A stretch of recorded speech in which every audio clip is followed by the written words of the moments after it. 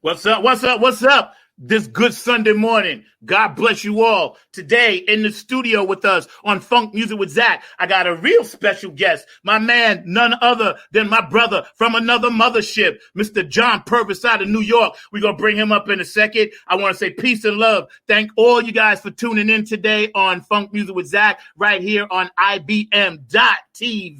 It's always funky. It's always good. Man, shouts out to everybody that supports the show all around the world. And what we're going to do right now is get ourselves funked up just like we always do. Wave your hands in the air like this. Come on. There we go. Let's get funky this morning.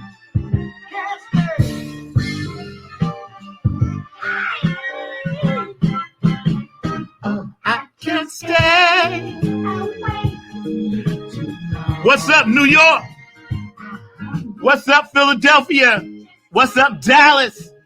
Mad respect and prayers and love and peace go out to all my people out in California. We love you. We know you guys are dealing with a lot of fires and a lot of destitute people out there, homeless. Know that your plight is with us. Your plight is our plight. We feel you. We love you. I can't be there to physically help you, but know that I'm praying for you. Anybody that has a birthday or anniversary today, know that I care about you and I love you. Anybody that lost someone from COVID or any other illnesses related to that, know that we at Funk Music with Zack, IBM.TV, know that we love you. If you're having any kind of emotional problems, any kind of other ills that music can't fix, always reach out to one of us, and we're going to make sure. We're very big on suicide prevention and awareness. Make sure we're very big on the abusive of women and children. So make sure you reach out to somebody. Know that you always have a home right here on Funk Music with Zack. And we're going to make sure that we get things done when we turn out on November 11th and we vote. That's the key. We got to vote. The theme of all my shows is about pride, dignity, and love and respect and honor for one another. We don't pull no punches right here on Funk Music with Zack. So we want you to know we love you. We appreciate you signing on. We're going to bring up my man, John Purvis.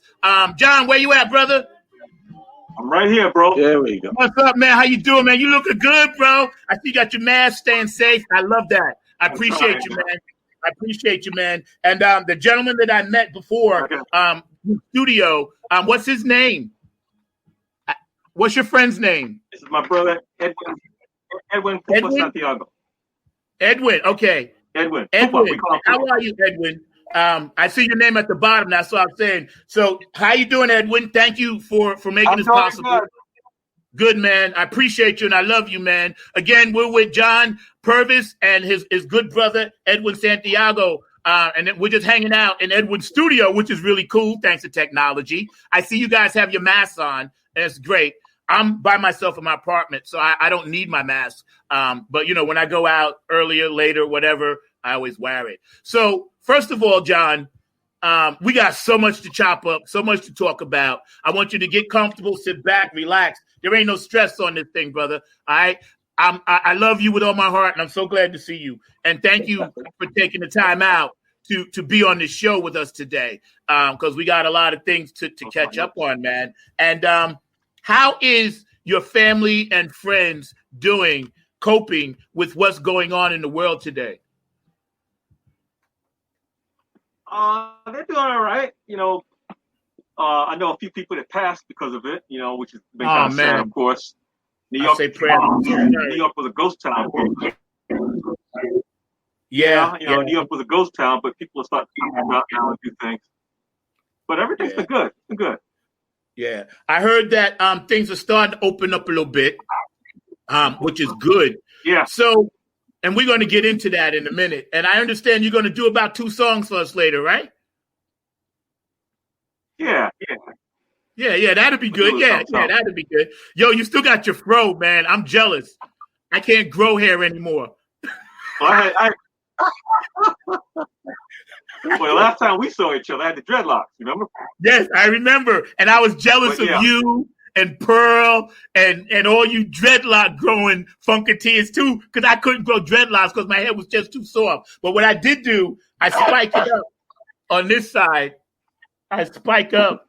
And, and then I got my other funk thing happening. So, yeah, man, you still got your fro. You looking good, brother. I love you. Mad respect. And I know you've been doing so much music. I follow you on Facebook. And that's where people can find you, correct? Facebook? Yes, Facebook. Yeah. If you go to John Purvis, Purvis on Facebook, look him up. He's on my page. All the fans out there, again, we're hanging out on Funk Music with Zack with Mr. John Purvis. Guitar player extraordinaire. Let me tell you. This brother, oh my God, it's incredible what he can do with that guitar. So getting back to New York, you mentioned it was a ghost town, obviously my hometown, so you know where I'm at with it. How are musicians starting to use different outlets to make their music? What is that like up there actually in the belly of the beast? Well, they passed these new laws that are going to affect all of us. So, like, if you're at a club, they can't advertise that you're playing there. If it's like a bar-type club, you're just basically there playing music. None of the clubs have reopened. Right. So, and I just saw that on Facebook. They're going to stop blocking guys from doing, putting their music videos on Facebook. So it's going to be tough, Yeah, Yeah, man. That's why some of us are fortunate. That's why I'm trying to bring as much music as I can through IBM.TV because they are a global platform. So it does give me the opportunity. Because, see, this is what bothers me, bro. Like Facebook and YouTube, they already got enough money. So, again, you're squeezing the last little dime out of the little man by saying you can't play this, you can't play that. Until we get through this pandemic, as long as you're not selling someone else's music, you should be able to play a set of music, regardless of whose music it is. Music is for the universe. How you feel about that? It is for the universe, man. It should be for everyone that's got ears, that can hear sound. That's what it's about, We're trying to bring sounds to people's lives and to enrich their experience from listening to it. It could be a spiritual thing, it could just be a chill out thing, but the music, affects you. It can heal you also. Yeah. You're depressed and you lay and that funky tune will come on, you start, oh man, now I'm in a good mood, and it makes your day. That's right. And it bothers me that these big corporations, they've already made so much money. And again, if somebody is trying to do a set on YouTube of whatever kind of music, they should be able to just do their set. Because if someone solicits money, and this is very important, a lot of people are doing charitable things now. There's a lot of people that are solicited money just to survive that are working musicians. So if you don't allow these working musicians, can't play in the clubs because it's too dangerous, obviously. You can't really go out on the street and start busking, can't draw crowds in major cities. And now they want to take away our social media outlet. We got to fight that as musicians. You know what I'm saying? So believe me, anybody including yourself, your band you work with, you can always come on my show and play live. And we're going to get it out there. Because YouTube, one thing about IBM.TV, YouTube can't block us because, the producers, and the owners of IBM TV have taken care of that because they had this thing popping way before the COVID. They've been around for like 4 or 5 years, IBM.TV. So they already had that locked down. And again, here we are with my man, Mr. John Purvis, live. Thank you, Mark. I appreciate you, bro. Live, here we are. He's from New York, Ground Zero. This is my brother, and he's dealing with, again, the brother can't play. So please, everybody out there that's listening, you got to go to your social media outlets, and you really have to support people that need supporting when it comes to musicians. So, John, it's been 21 years, you said, since I last seen you physically. Probably. We give or played take together somewhere in the early 2000s. Okay, it was somewhere in the early 2000s. Yeah. Now, tell everyone your version of how we met, and then I'll try to remember and tell my version of how we met. All right. We met through a mutual bass playing friend of ours, whose name I'm not going to mention, because he was trying to learn how to play funk, and you were a funk guy. And then we got together with him. Yes. And then, a couple of years later, I knew a drummer for Blackadelica. And I said, yeah. And he sang too. So you came into Blackadelica, and we became tight. We became brothers. And he was telling me about I love that. I love that group, man. And the original Nappy Head was the Rastafarian profile. Remember, before the Spaceman, you had the Rastafarian profile. Yes. You would have some tracks that you had recorded out in Bay Shore with Gary. Yes. And you gave me the tracks, and I just listened to it. And for some reason, I never picked up my guitar. I just listened to it over and over for like 2 weeks. Just jammed on it. I absorbed it, through the gene pool. Got to the studio, knocked it out in one take, sounds and everything. I was like, oh, wow. And then Gary heard it, and I got to say what? No, keep going. No, keep going. I was going to say, what was the song? But, I don't remember. But Funk Infection, probably. Yeah, Gary heard it. Then me, you, and Gary get together and jammed out in Bay Shore, and it was killing. And then we built up the first version of Nappy Head, and then we did that gig at the Lions Den. Yeah. And we took care of the man that was on film. We definitely took care of it. I felt kind of bad. I wanted to tell the fans out there that you are the original guitarist for the Nappy Head Funk Army. This man right here, Mr. John Purvis, was the original cat. That we had in the band when we first was trying to put it all together. But yes, the gentleman that you mentioned is cool. Vince was always a good dude. I like Vince. He was just trying to always do some different things. And, at the time, New York was a plethora of wetlands and the Lion's Den and the Elbow Room. The Village was so hot. I tell people that never been there and experienced that. Wetlands used to have bands upstairs and downstairs. All day, all night.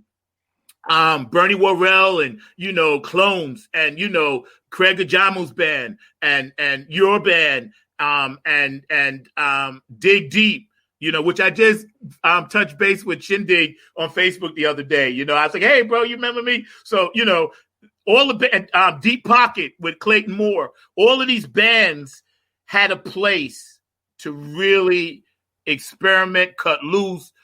You turned me on to the Black Rock Coalition, with Vernon Reid. So tell me a Vernon Reid story, how you guys kind of vibe together before we get to John Willis.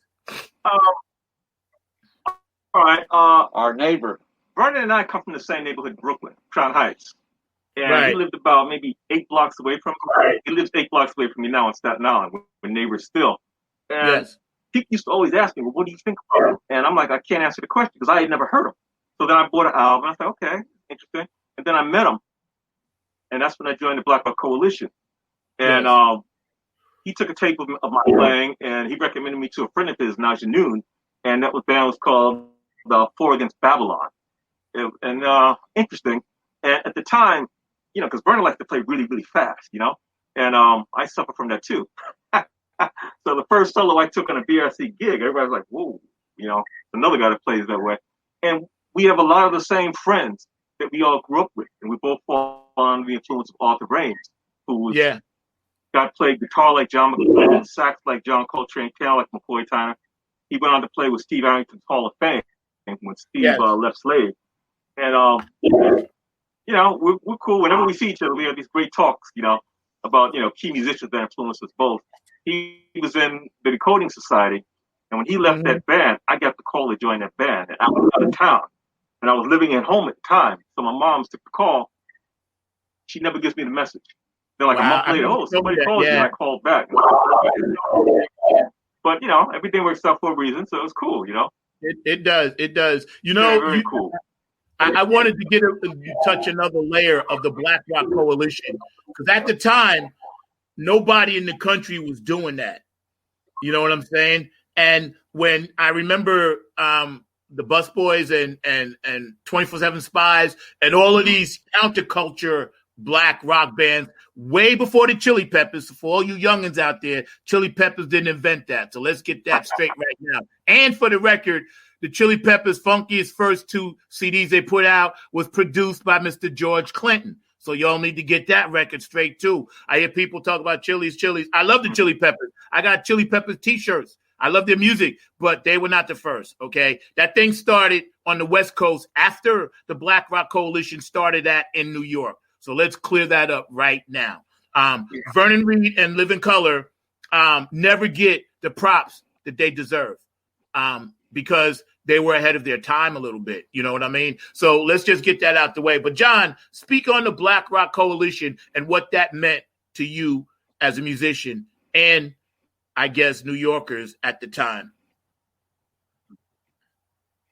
Well, you know, growing up, it would always bug me. You'd see these rock bands. You never had no brothers were playing guitar. You know, there was either a keyboard player, the drummer, or the bass player. It was never the guitar player. And that bugged me. You know, I said, all right, you know, I'm going to make sure that when my time comes, I can handle it. And with the BRC, you had like-minded individuals. So you had brothers that were rocking out. You know, I played many gigs opposite 24/7 Spies. Mike Campton was in BRC for a minute. Playing with JJ Jumpers, Gerard Nickerson's band. Yeah. And, you know, that's where I first met Mike. And, you know, we became friends and everything. You know, I hung up with Bernie a couple of times, Bernie Worrell. And, you know, he told me some stories, which I filed away for later use. Yeah. And with Living Color at the time, you know, everybody figured that the Beatles would swoop down and sign everybody up. Because, you know, you had bands that were ready, bands that were ferocious on stage. We would hold these BRC nights. We had like 5 bands on the bill at CBGBs and just turn the place out. You know, and my band at the time was the Chill from Beyond. And we were the first BRC band to play Wetlands. And they gave us a light show to match up with the music. You know, and it was like a psychedelic experience. You know, it was, you know, very, very interesting. And like you said, actually, the way our place was wired, you could go to the bathroom. They had speakers in the bathroom, so you wouldn't miss the music.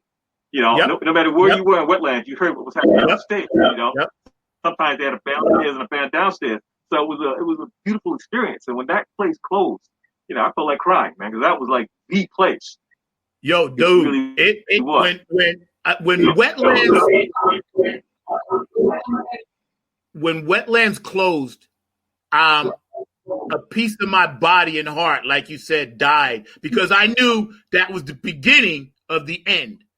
You know what I'm saying? I knew then, because if Wetlands couldn't hold it, I knew CB's was going to go. I knew the Elbow Room was going to go. I know they was getting ready to revamp Alphabet City and just do. Because remember, you know, there was a place uptown, La Barbat, and a lot of bands had started, know, going to the movie bar and doing La Barbat. La Barbat was cool when they used to have their 98.7 Kiss Night on Thursdays. You know what I mean? And a lot of the overflow from Wetlands. But there were so many bands in New York when the venues of the funk started drying up and that funk rock thing, that's what kind of put a lot of bands out of work. You know, couldn't move your product. Back then, there was no social media. So I was telling a friend of mine, we used to do mailing lists. Walking around, have one person walk around the whole club. That was their job all night, get people to sign up. You know, So, you know, when CB's and Wetlands and all of that, and I had moved away. I was in Virginia when I heard CBGB's closed. When CBGB's closed, to me, it was the end of the era, you know. And the Black Rock Coalition and everything that was built from that, it just kind of dissipated because there was no venues, man. But I really enjoy speaking with you, man. We're going to get into it in a minute about some other stuff. Again, here we are on IBM.TV, Funk Music with Zack on this gorgeous Sunday morning. Know that we love you. I'm here with my guest, Mr. John Purvis. He's in his brother's studio, Edwin, over there in New York. And, you know, we're just hanging out, just chilling, doing our thing. Talking about, you know, what New York was and what it is now. I can't imagine not having ever met you and played with you. You know, so that was one of the more beautiful moments. And I want to tell a quick story. People don't know this. when you were putting together that band after the first band, and then, we was trying to do something with Vince, we was actually trying to recruit Sheila Horn, who now is a Mooka head. We was actually trying to recruit her. And remember, we was in the studio rehearsing upstairs on the 8th floor, wherever, and she was looking for us and couldn't find us, man. And I tell people all the time, had that band got together, that would have been a killer band. That would have been a killer band, because we would have had her up front, you on guitar, me on drums, Vince on bass. That would have been a really, really good funk band. And I always think about that, like, man, if we could have just kind of did that. So having gone through this process, the journey, and I know you're a martial artist as well, are you still into that? Do you still do that? Oh, yeah. I do. Well, I know you don't talk about your belts and your degrees, so I'm not going to get into that. That's like your ninja thing. So I get that. But just know, don't ever walk up on this brother and try to mess with him. I just give you a fair warning. All right? So you've been warned, America, United States, around the world. You've been warned. Don't mess with this brother. He's a bad boy. So tell me, when COVID first hit, bands are shut down, New York, Mecca of the thing, and here we are now, 6 months removed from that. Where do you see the music industry going forward? If you had some words of advice to give to some young people, what would you tell them that they got to deal with this craziness right now? Wow. I would say, we need to create our own venue. Because all the spots that we used to play at are gone. The Cafe One's still there. I think the Bitter End is still there, but the rest of the spots are gone. Yeah. So when this is over, hopefully they'll reopen. New places will pop up. I got a friend. He makes a living just playing on the street. Makes a good living doing it, and he was telling me that as soon as people start coming, they shut them down. And I'm like, wow. Yeah. So I just told myself, well, just keep moving around. That's what you do. Yeah, there's no make less, but it'll keep you out there. Yeah, busking. Busking is a big thing. People don't know, busking out on the street playing, man, that feeds people's families sometimes, especially in big cities. I know that I've been following the New York trend of music. And have you written, and I know you've got a catalog of at least 500, 600, 700 songs, whatever, but have you written anything about COVID? Before we get into Black Lives Matter, I want to know, have you written anything about this virus that we're dealing with? Because I know I wrote a song the other day about it. No, I haven't been thinking about it because, I was telling somebody, I said, it's not a New York thing. It's not a North Carolina thing. It's all over the world. So to me, either that's some serious scientific stuff going on in the lab or we're getting a message from above. Yeah. Before, I'm gonna let it play through, before I start writing on it, and doing more vocal music because that is on the horizon again. It's been a while since I've done vocal music. Yeah. And that's gonna definitely be there. And the Black Lives Matter thing, that's when my Curtis Mayfield side to come out again, Yeah, well that's what I was gonna ask you next. That's exactly where I was going with this because, I actually in the past, before my surgery a couple weeks ago, I had written a song called 846, and then I had written another one called COVID, and it's only because these songs are dreams, they wake you up and we try to get them down and write the lyrics. But with the Black Lives Matter movement, and I know obviously how deep you are into our heritage as Black men. You're a Black rock guitarist, funk guitarist. Also, I didn't even go into the fact that you were an educator for well over 20 years, teaching, in that profession. So you've molded so many young minds, brother, and I'm really proud of you for that. I remember when I first met you, you told me you were a teacher. I was like, damn, I don't know how you could do that because I never would have been able to do it, even though I got into it later on. I wasn't ready then, but you were already doing it then. Teaching all day and doing gigs at night. And for that, you should be honored. It should be observed that how many minds you have touched in the New York City school district. And for that, people ought to be grateful. But getting back to Black Lives Matter, how did that make you not personally feel, because we were all let down by our government? We all felt sad. We all felt pain, empathy, sympathy, anger. How did it make you feel when, in the midst of COVID, you're like, oh, man, here we go again? Oh, man. I was sad, and then I was pissed because it seemed like every time I opened the paper, turned the news, somebody else was getting shot or beat up or whatever. And then you look at the videos, and it's like, wow, it just shouldn't be that way. I don't like to get into politics, but the administration is like, they're like praising the violence, and there used to be a time when I grew up, there was a cop on every corner. You knew Officer Murphy, you knew by name, and if you saw a cop, you were kind of relieved, But yes, now exactly. you see a cop, and it's kind of like, wow, is he going to mess with me? Why is he looking at me that way? That sort of thing. You feel uneasy, and you see videos of guys, with their hands up, getting beat up or shot, laying down with a foot on the neck. Really.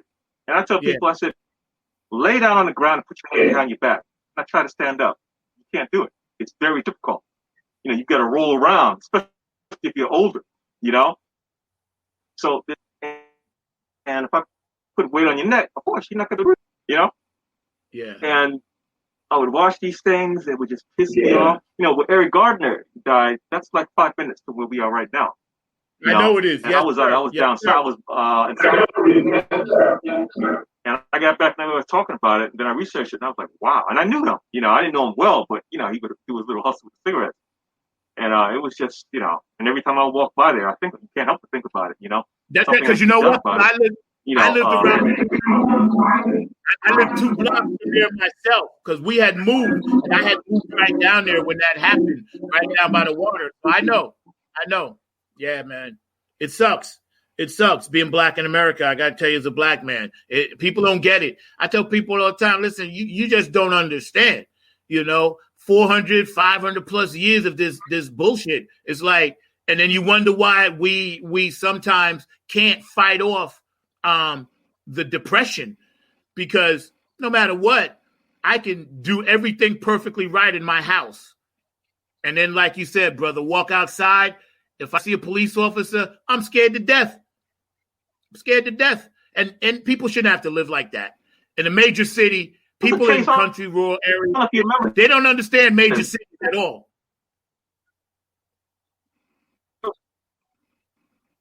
Oh, go ahead. I don't know if you remember, there was a case during Giuliani's administration. Brother came out, he was living in Fort Greene, sat on his stoop, was drinking a beer. The cop comes, you can't drink that. And he's like, this is my property, I drink beer. They argue, the cop shoots him dead. And Giuliani's like, oh, well, this guy had a record when he was a child. What's that got to do with folks shooting him dead? And he was on his own property. Right. Yes. So I'm like, yep. And that was part of the beginning, Same with Ellen the Bunker. Then there was another dude that came out of oh yeah. You never forget that. And stuff is still going on today. And it's sad, and it puts fear in you, because like in the old days, you'd call the police officer because the Klan came to visit you, and maybe that cop was the dude that was wearing a sheet the hour before terrorizing you, Yeah. It's just very frightening. Yeah. And, that's where music can come in, because music, reaches the masses. Yep. I tell people all the time. I tell people all the time that are living in smaller country areas where I live at, like down here in Durham and Raleigh.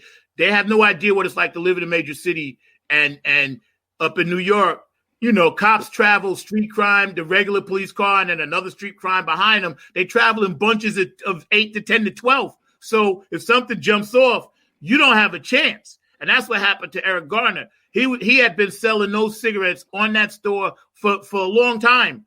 But then everybody came, and then one cop hyped up another cop. And I'm not saying there aren't good cops, because obviously people are going to try to twist what I say. Don't be foolish and twist what I say.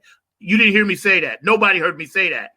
People out there listening. There are plenty, thousands, millions of great cops. I know some of them. But then they hide behind the bad cops hide behind the blue wall of shield, because their coworkers will not turn them in. And that's something I'm fighting for. Why cover for somebody if they just committed murder?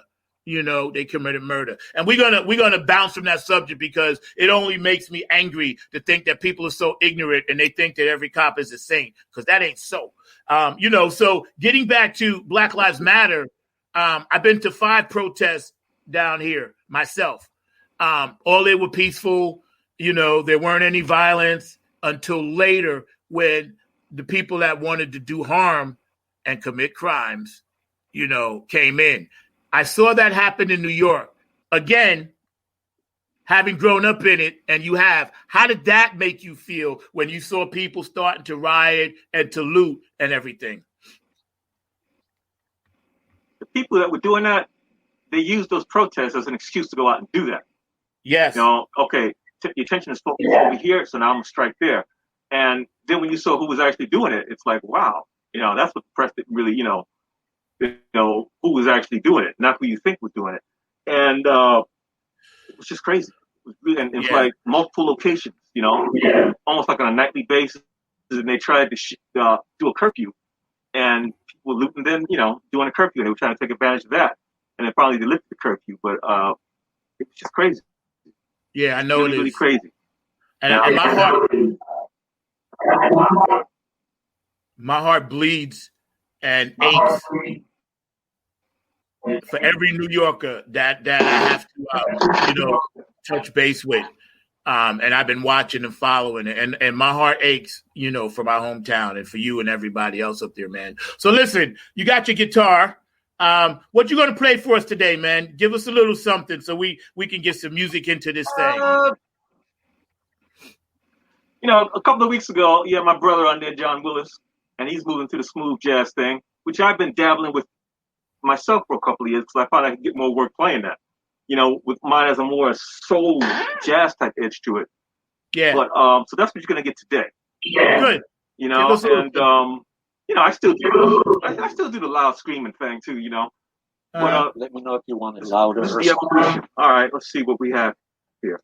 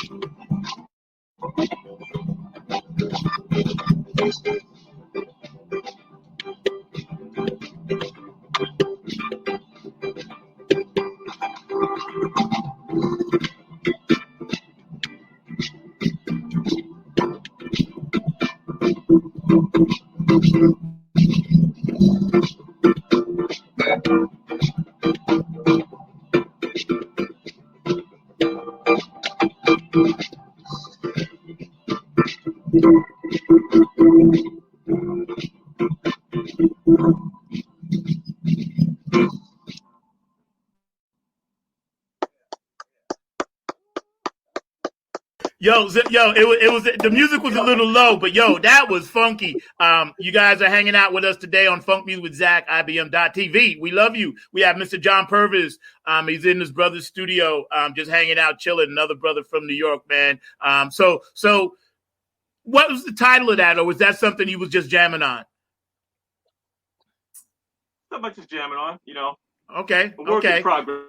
A work in progress, yeah. The music was a little low, so if the next one you do on the one. Yes, that's right. The next one you do, turn the track up a little bit, on the next one. But that was tight, and I love you still have that soulful, strumming, funky thing that you do, which made you unique as far as your playing style and your skills go. So have you been doing any more recording with other musicians lately? Or have you been just laying low, working on your own thing? I recorded 2 CDs in this studio. Okay. 2.5, 2 electric ones, and half of an acoustic CD. I was signed to a label a few years ago. And, I secured international distribution, which worked for a second. I owned the masters, and the money came back to me. So that, that was kind of cool. What I'm doing now, I have ideas for some new recordings I want to do. I got to come up with the funding for it. Yes. Some of it's going to be vocal, some of it's going to be like what you just heard. And some of it's going to be like some Astro Funk, really screaming loud guitar in your face type stuff that I like to do. Yeah. And I'm waiting for this to pass. Some of the studios are starting to open up again, which I just found out. So I can start working again, because that's what I'm going to be doing, 24/7, Yeah, we all got to play catch up, But, and I definitely... And I got a tour to do, man. What'd you say? Yes. Yeah, and also with the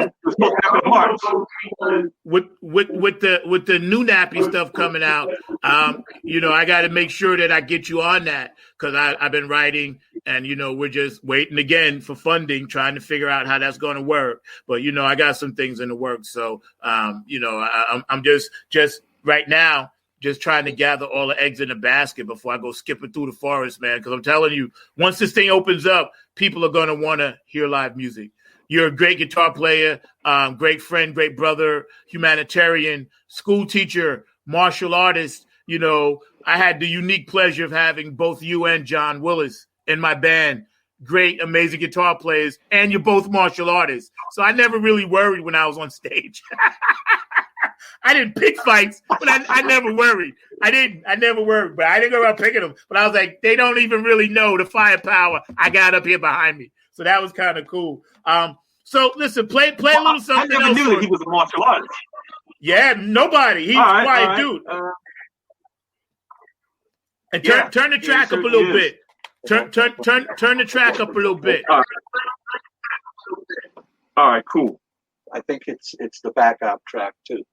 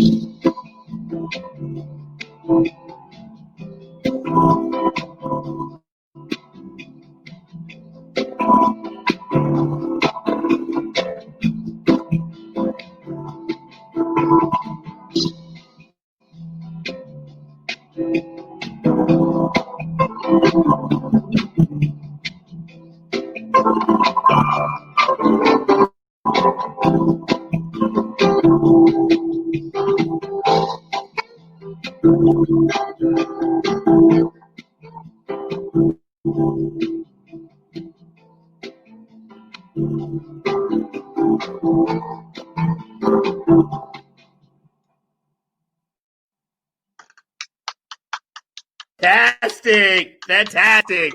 Yo, while you was jamming, man, Kevin Harrington told me to tell you hello. A few people popped in on the thread. Kevin says, sound great. Told you peace and blessings and all good stuff. I'm sure we'll all be playing together somewhere, somehow soon, man.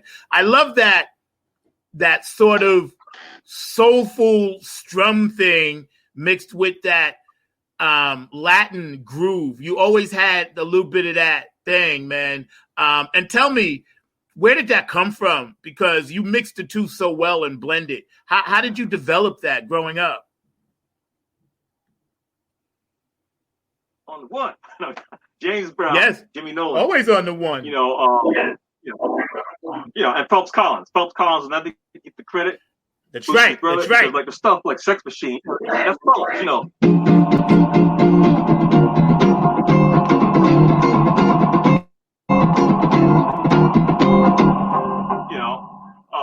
Hendrix, keep going. Don't stop. Keep going.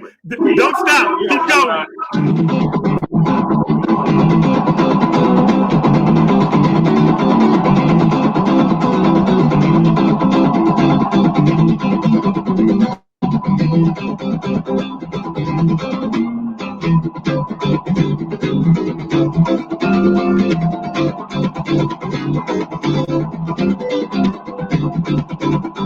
Jamming live. You ain't gonna get this nowhere else. IBM.TV. Yo, that set me off. That set me off. I was ready to go. A lot of bands.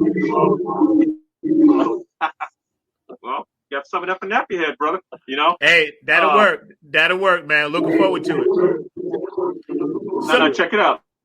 So when John Willis joined the band, let me tell you that when John Willis joined the band, I'm like, okay, because I always came up with like 4 guitar parts to any tune that we had. And I was doing guitar, I'm like, it's gonna be interesting. I never had to say, Willis, play this. He just heard it, and his style blended with my style here. Yeah. It was a level of maturity. We didn't know each other well enough to respect each other like we eventually did. But the portion, you would have thought that he and I sat down for like months and worked out stuff. And he's the only guitar player I ever had that relationship with. I mean, it just blended. Even when we were soloing, my style was totally different than his style, but it worked, And then when Andre came in the band, now funny, Andre and I go back, I met him in 89. So it's interesting that the three of us all knew each other. And I told him, I said, man, the dream for me, it would never be able to get all 3 of us playing guitar. Yes, which is going to happen. That's going to happen. Oh, yeah. That's going to happen. Definitely, that's not done. That's not done. That's not done. But like you just mentioned, all you guys were always so interchangeable and so mad respectful of each other. And that speaks to the credit of you as a human being, as a person, as a grown-up. And New Yorkers are always just like that. I never understood when I lived other places and I had to deal with the egos of musicians. I'm like, but bro, in New York, we just keep it moving. We don't even get all caught up into that other stuff about this and that, and when I'm touching base with you guys now and everybody's come on and all you guys are just doing so well and wonderful, believe me, it brings joy to my heart to know that I've worked with each and every one of you. Here we are on IBM.TV, Mr. John Purvis hanging out on Funk Music with Zack on this Super Sunday. Don't forget, check us out. We're always on. We're on 7 days a week. And go to the IBM.TV.com website and check out all the good things we got going on there. I gotta say a minute shout out to our sponsors. Of the dollar store, Mr. Lin Shepherd. So thank you, Lin, for always sponsoring it, making sure that we can keep these shows like Funk Music with Zack going. John, I want you to bring in your engineer for a second. I want to talk to him. Bring him in. He's right here. Yeah, bring him in. I want to see his face. Oh, you're not going to see a face because I got a mask. I know, but I'm imagining. But I just want to say thank you, and also tell people a little bit about where they could come and record in your studio. Let the world know. Let New York know where you are, where you're located, and how they can find you. Well, I'm on Staten Island, and this is actually a private studio. So even though I've had a lot of heavyweights like John come in, I'm very selective of the people that come into my studio. And we record or work on projects. So that's the first thing that I would say. But I'm very, I used to work for DiMarzio, and I have my friends from Federa Basses that come here. So I have all these different people that are in the industry that come and work with me here, but we're very, very selective, to be honest with you. Yeah, and that's fine because and you can tell, right? Yes, and I just want to say thank you, and I want people to know there's always another person behind the scenes, which I always appreciate. That makes things work. John and I go way back. So again, we got a few more minutes before we wrap up because we started a little late. So now that we are at this, also. I can imagine. That's why I was going to say, pick one up and go for it. This is an open airline. You can get on and jam anytime you want. So, John, we're going to come back and do a part 2 at another date and talk about some other things with your new music and get into your acoustic thing, because I love the way you play acoustic guitar. You have a 12-string acoustic guitar and all this other stuff. You had so many guitars. It was incredible. You showed me a picture once of your living room and all the guitars and things that you have. But I see you still got the Strat, or is that a Telecaster?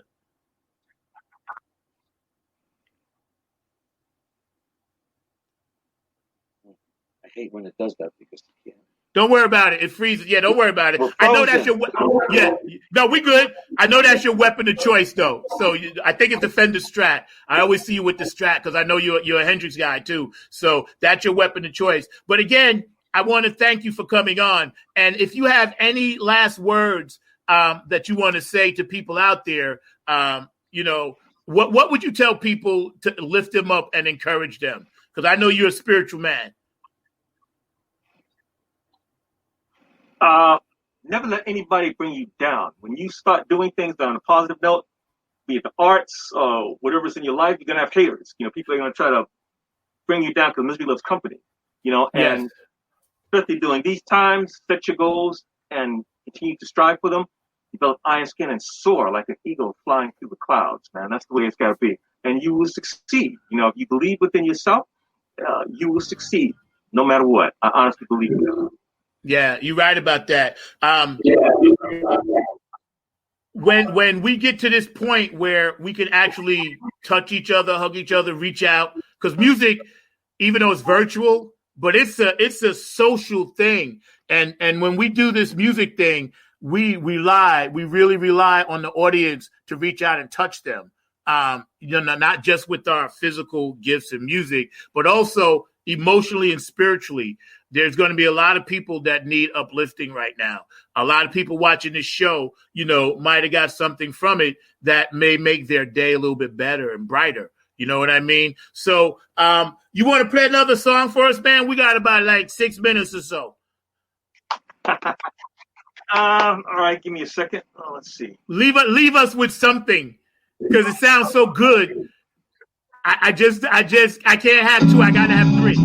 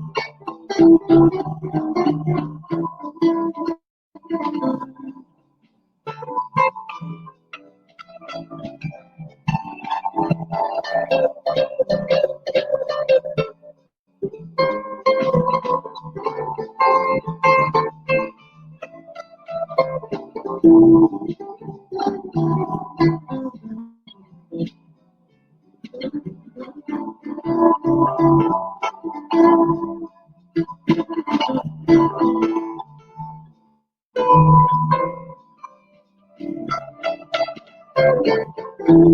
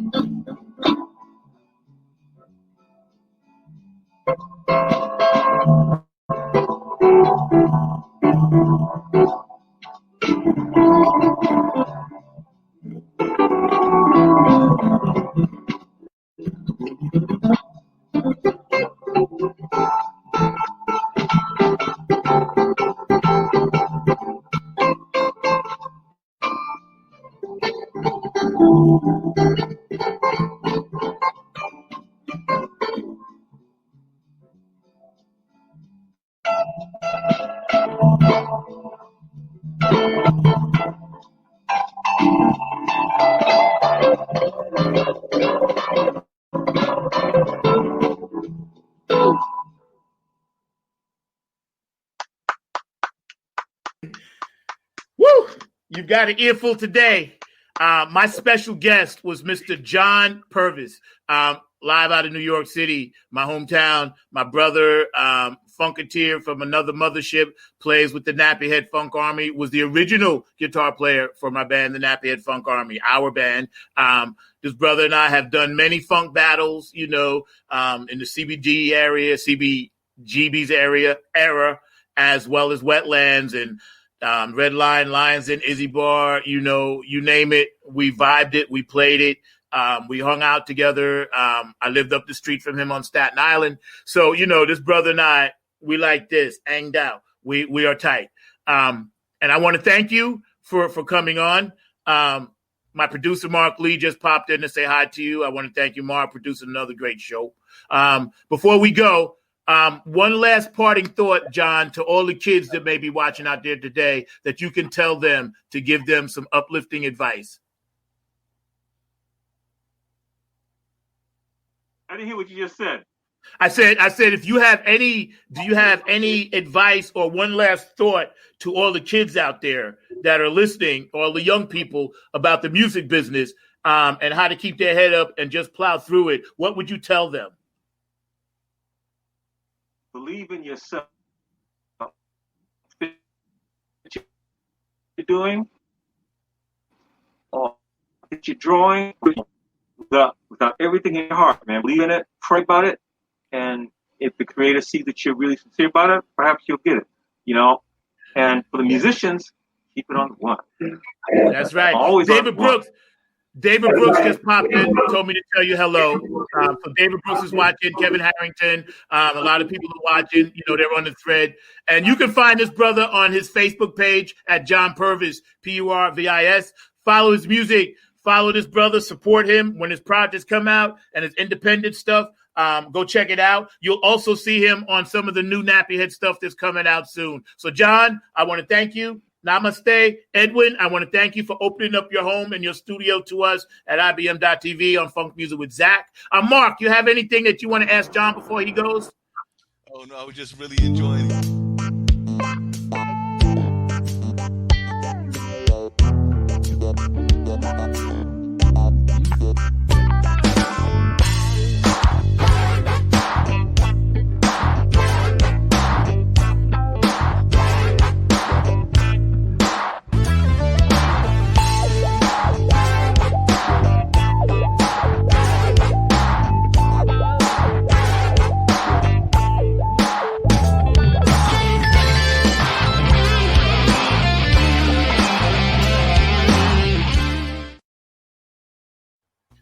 All right. I gotta say something. That was written by John Willis's son. The title of that is called Tsetse Fly, and the brother wrote that track for John Willis's CD. For his son wrote it for his dad, and then John gave it to us. So I'm honored. John Willis, if you watching, Tsetse Fly, yo, that's funky.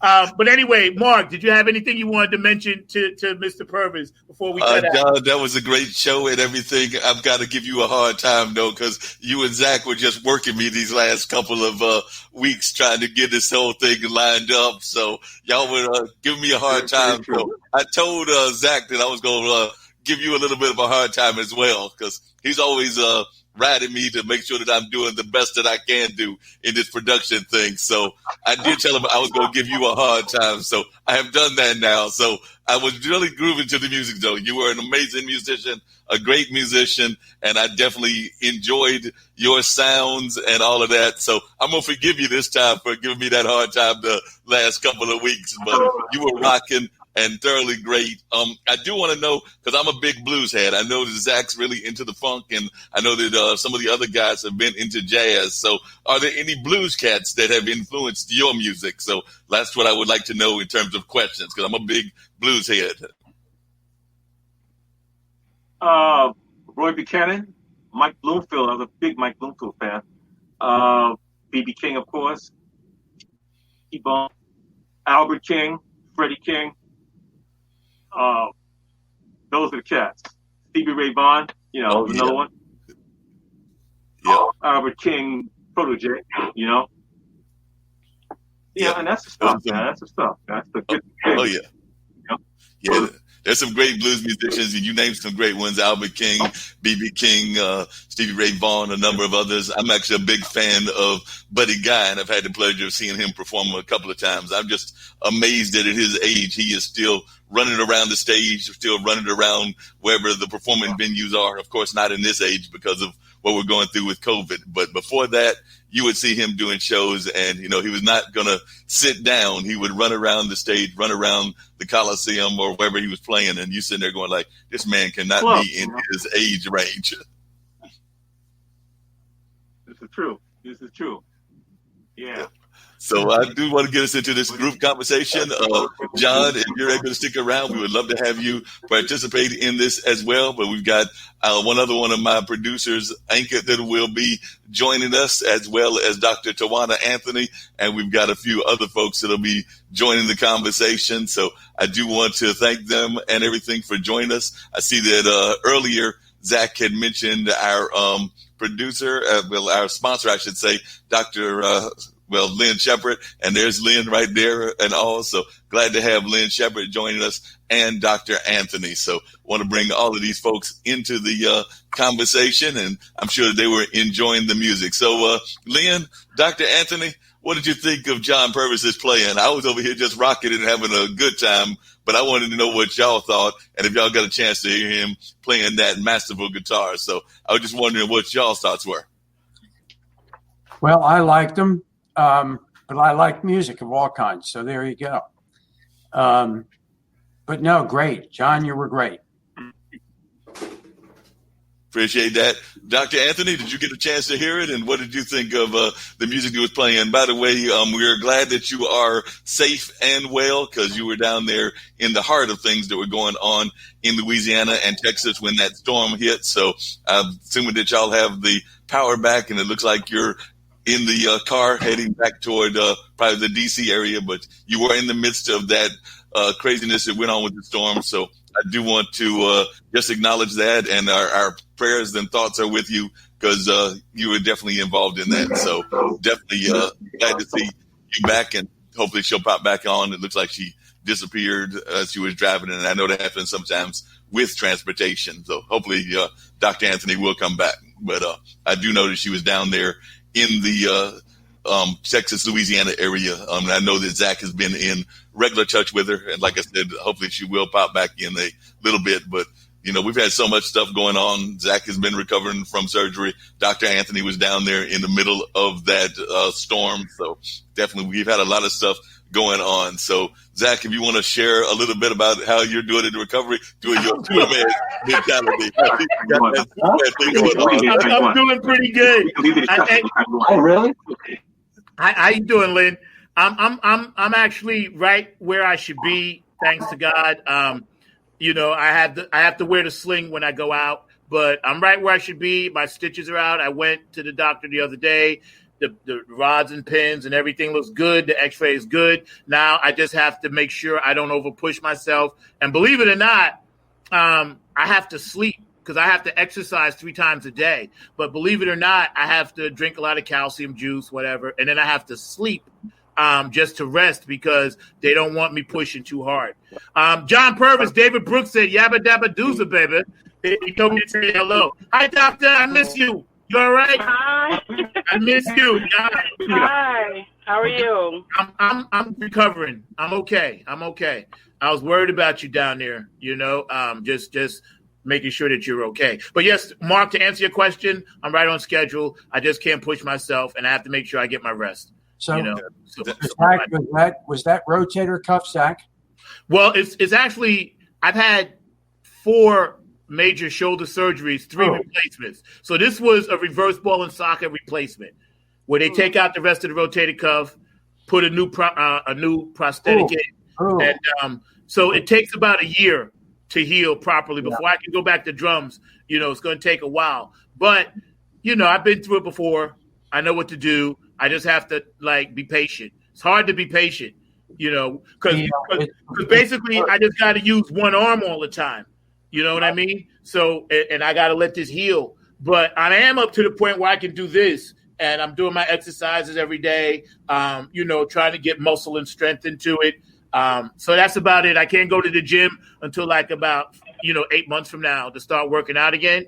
So, I've been blessed. I'm not going to fret. There are a lot more people in the world that's hurting a lot way worse than me.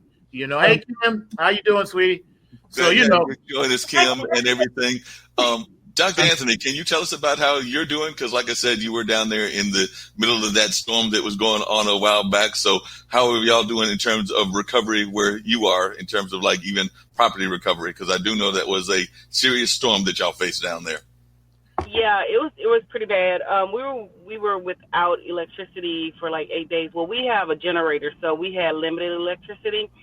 But, some people who were not as fortunate enough to, have a generator, some of them are still without, electricity. And it's going into the 13th, 14th day. As far as our property, we did have trees down. So my brother is in the process of cutting them down and moving them off the property. I'm not for sure as, what's going on with the other people. Because I really haven't been out in the neighborhood. I've actually been away. I've been in Houston, so I'm actually in the car right now, as y'all can see. Oh, wow. Heading back to Louisiana from Houston. I have to take care of some stuff with my truck. So that's right. Other than that, we're good. And after you get that truck fixed, you're supposed to be heading back down to or around to the D.C. area. So you're going to head back into the.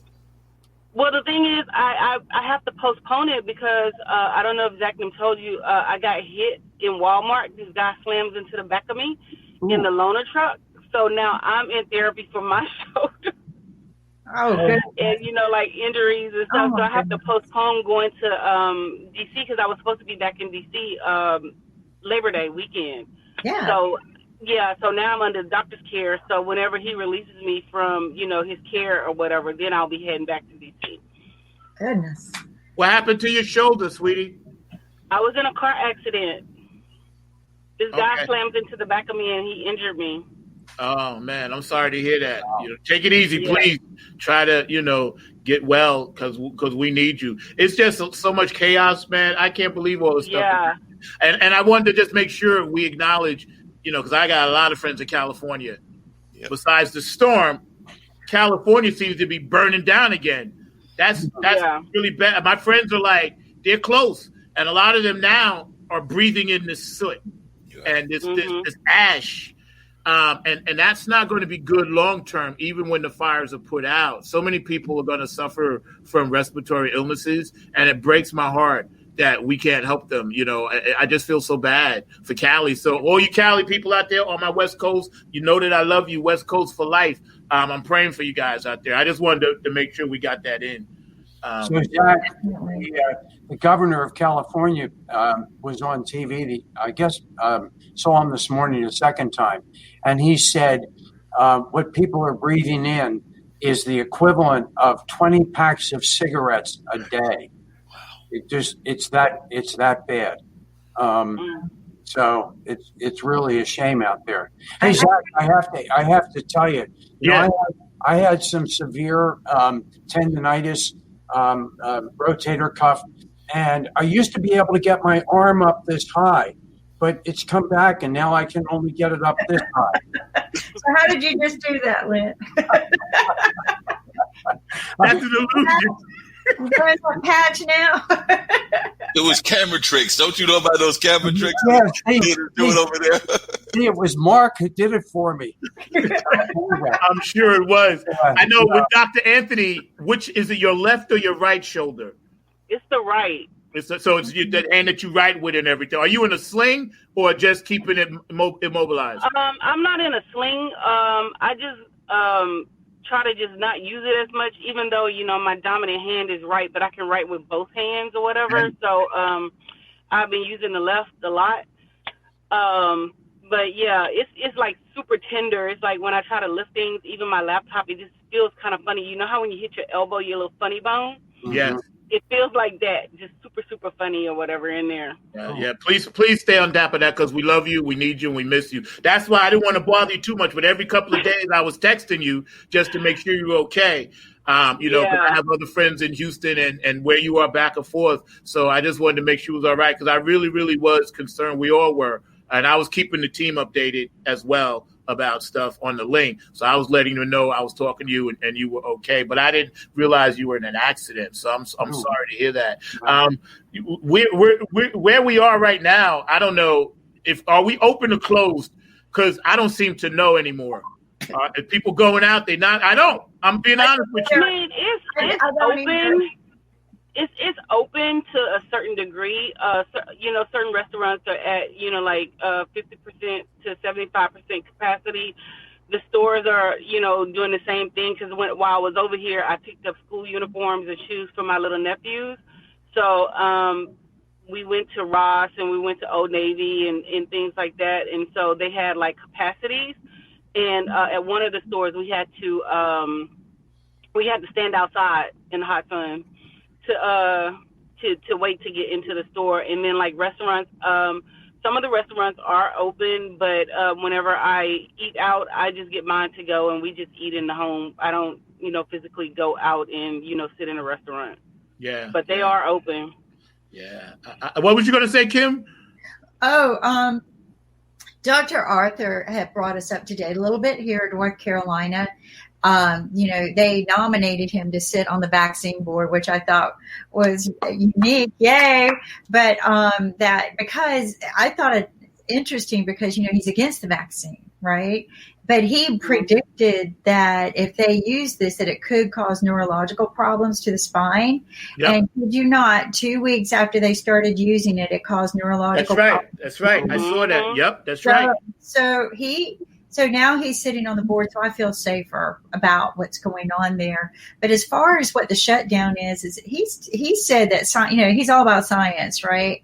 And he said that science has proved so far that if everyone wears their mask and social distances and washes their hands, just like they're doing in Hong Kong, right? But if everyone does this when they go out to these places and go to events, but just make sure you're common sense using this, that they're not spreading. The disease is not spreading at these places where they're really conscious about this. Yeah. And he was funny because he said he just celebrated his birthday and he put on his other mask and he tried to blow his candle out and it wouldn't blow out. So that's a good sign. Right. But just common sense is what they're saying. But they're trying to open, but every time they do, what I see is these spikes. It is.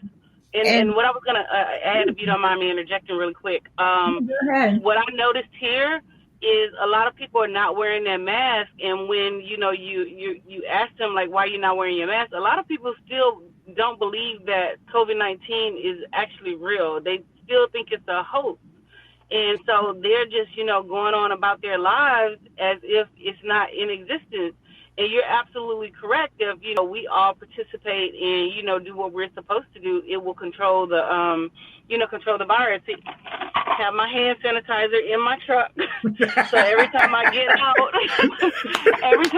out to get gas, I just stopped at the gas station a second ago. Every time I get out to get gas, I use the hand sanitizer, and wherever I am, if I have to use the restroom, I go in and wash my hands, but still use the hand sanitizer when I come back, into the car. So that has been like a normal practice for me, and we're doing it with the little ones in the house, and so we're teaching them, to every time we go out, you got to use hand sanitizer, or we have to wash our hands or whatever. So, yep. I mean, I feel like, a lot of it starts at home, and, if we continue to, practice what we're supposed to, I think, we'll get better. But a lot of the grown-ups that I've noticed are not even doing it. Yeah, it's sad. I seen people, because I had to go to the store, and obviously I'm trying to stay away from people to stay safe.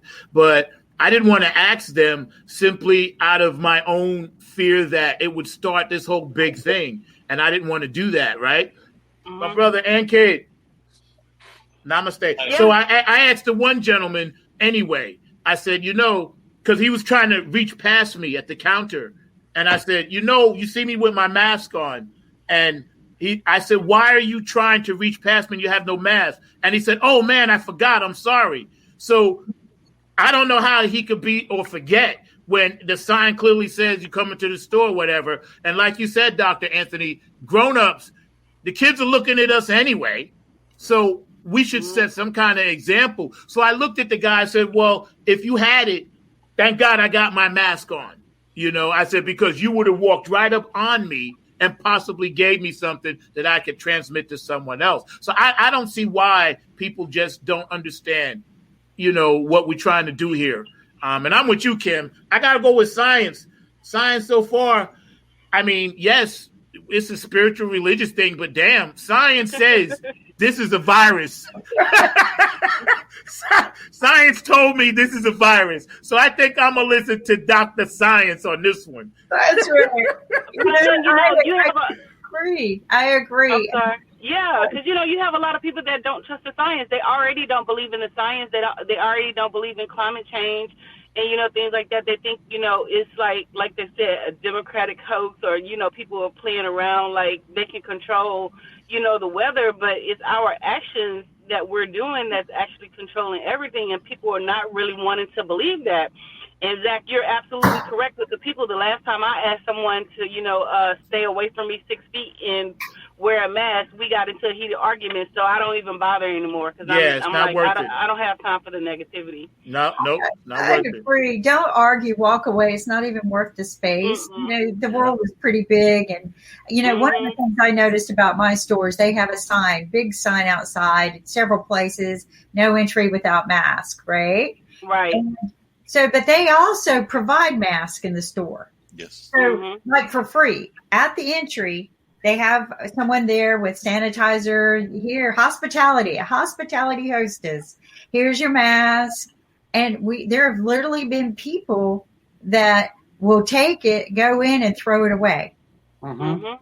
Like they're not, and I know that they were given a mask, but they're walking around with their kids. They'll take it all off their kids' faces. There was a whole family in there. Not one of them wearing a mask, but I know that they had to get it at the hospitality booth because it's right there at the door. So it's, how difficult is it?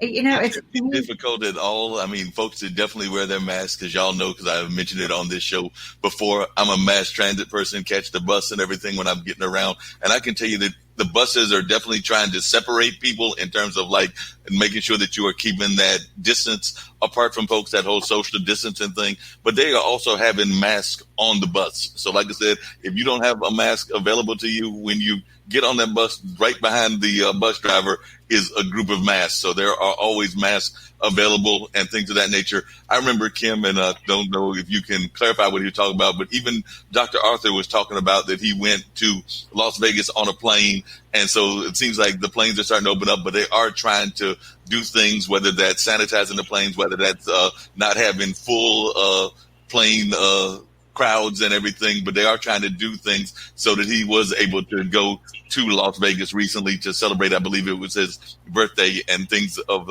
that nature. So he definitely did go on the plane. So we're seeing planes open. We're seeing a couple of the movie theaters open. Sometimes it's in the drive-in variety, so they might be watching outside. I know that one of our area churches actually earlier today was doing a drive-in service because they're actually going to move to a new building. They were in the building that I work at, the Hayti Heritage Center, but they're going to move to a new building very shortly and everything. But right now, until they get that straight and until COVID is under control, they're having outside services. So they had their first outside service today. So that was, I'll talk to the ministers later on and see how that went. But even to Dr. Anthony's point about people not believing what's going on, I was talking to a friend of mine and everything. They actually live also in the Las Vegas, Arizona area.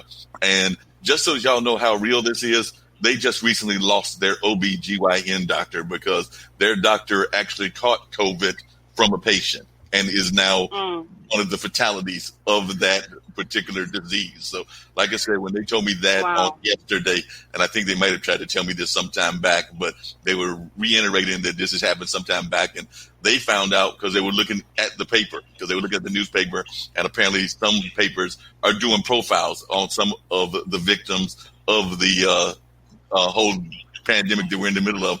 And that's when a friend of theirs told them that their doctor had passed and that it had passed of COVID, and it was because of a patient that passed it on to them. And they were in the older crowd. I want to say that they told me their doctor was like maybe in their 80s or something like that. But just the fact that they passed after having treated so many of these folks and everything, and it was because a patient got it and then passed it on to them, and now they're no longer on the planet. Yeah, the frontline workers, bad. I want to go back to what Kim said, though, because I saw that same thing after a couple of days, Kim, about the vaccine.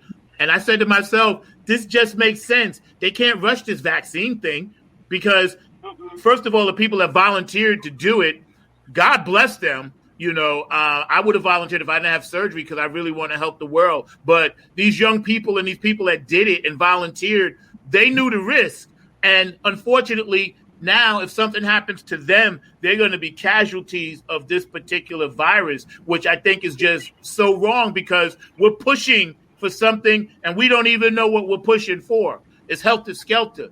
And like you said, Kim, we got to really get a hand on how we're approaching what we're going to inject into our bodies. Because I know, for one, I ain't letting my kids take this. They can kick them out of school, do whatever. My daughters will not get this stuff shot in them. And like you said, Dr. Anthony, we don't know what we're dealing with. You know, how we like pushing a virus out. I mean, pushing a thing that's going to help a virus. And we don't even really know about the virus. Because when it attacks your nervous system, it's a wrap. It's a wrap. It's a wrap. Yes. It's a wrap. Yes. It's so scary. They're just now starting to learn a little bit more about the virus and the impact it would make on the human body. But they knew a lot about this back in February because I read an article that was published in the National Geographic, but it was published, I think, by St. John's.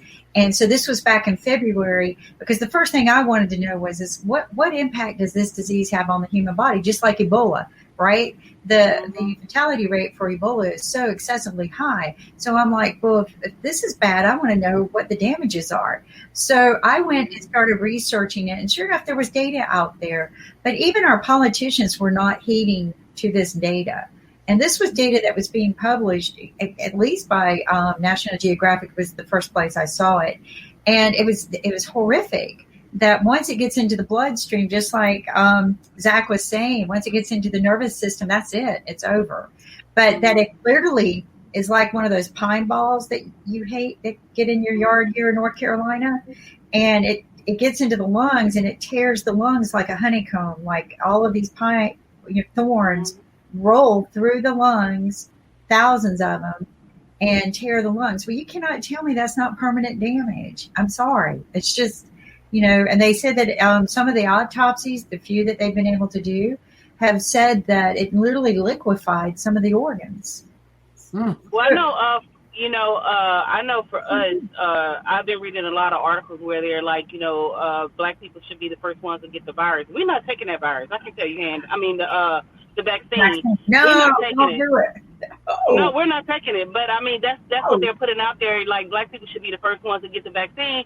Well, for one, we're not doing it because of, you know, the medical experiments in the past and things like that. And, you know, a lot of black people in the black community don't trust, like medical doctors and things like that, because they, for some reason, some doctors think that we don't operate, you know, like other people and things. So I know for me personally, I'm not taking it. I tried to take the flu virus once, and I felt like I was about to die. And I prayed and I asked God. I was like, you know, if you let me survive this, I would never take another one ever again. So I know for me, I'm not taking it, because I know what the influenza vaccine did to me. And I was like super young. I was in my 20s.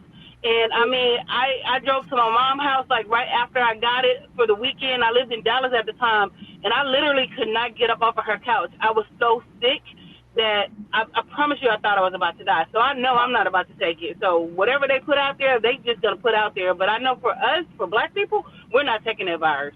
I mean, the vaccine, I'm sorry, for the virus. Here's what's scary. They haven't even had a month to test it on mice. Not that I think.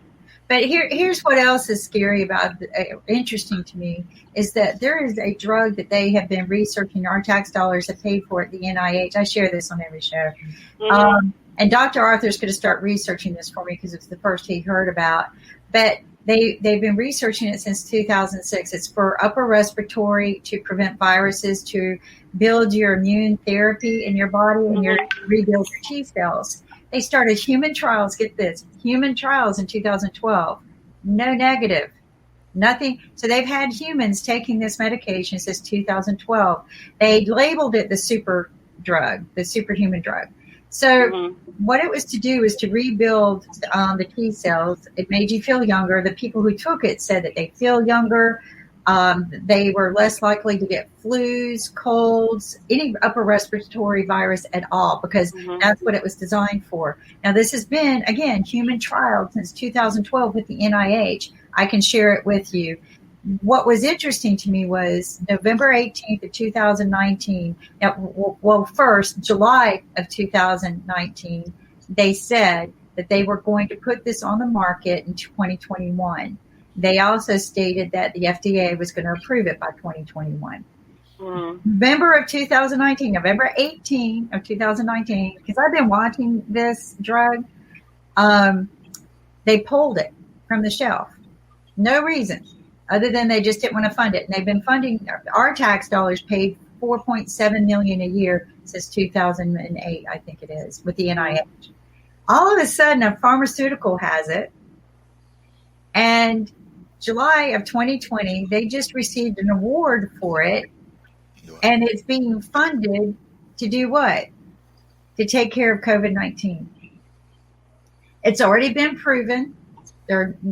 I don't think any side effects were reported from it, and people have said that they have remained very, very healthy, and it was truly designed to build your immunity, just like our doctors keep saying to us, you need to build your immunity to protect you from COVID, and that way, if you get it, you can fight it better. But I found this interesting that it just received an award after they pulled it, the pharmaceutical company who has it. So my thoughts are that this will be something better than a vaccine. Even though it sounds like to me that they've scammed us and the taxpayers have paid this, and some pharmaceutical company has now probably got the patents on it and will make millions. I would believe in that drug better because I read people's reports on it, people who took it, and they said that they felt better, healthier, didn't get sick throughout the 6 cold seasons and stuff like that. So to me, that is a drug worthy of potentially considering because somebody else tested it for years. So I'm just giving you that information. I will share the links with you if you wanted to do research on it. Definitely. Yeah. Well, and the more people who are researching it, I gave it to a friend of mine who's a researcher. She's researching it as well. I found it odd that nobody seems to know about it, but the stock is selling. Right. But media, you've not heard one word about this in media. Not one, except for here. You've heard it here. IBM. Yes, and kids. So everyone is talking about vaccine, and everyone knows that in the world, like we have 7 billion people and everyone will need that vaccine. And this will become the next $1 trillion company within like a couple of months. And that's why there's a lot of debate about vaccine. And people started lobbying around the world. In fact, a lot of people started selling to those countries who don't have the research lab because they can tap that market as well. And if they buy, maybe if they sell it at a very discounted price, still they're getting a lot of $1 trillion. And that's what the fight is all about. It's all about the next superpower. It's all about the next vaccine, because once the person who is in charge of the vaccine, they will supply the vaccine around the world. And the best part about the vaccine is that you don't need that vaccine once a lifetime.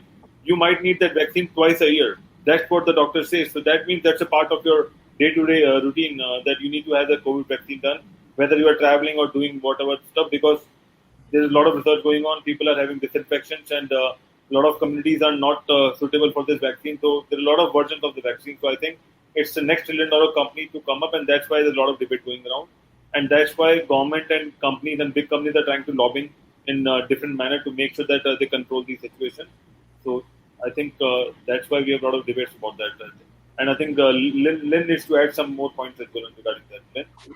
Well, I mean, this is way back with people using their masks. I mean, even people older than I am won't use them. But I think Kimberly has a good point. So does Dr. Anthony about do you really want to take the vaccine? I just, until we absolutely know that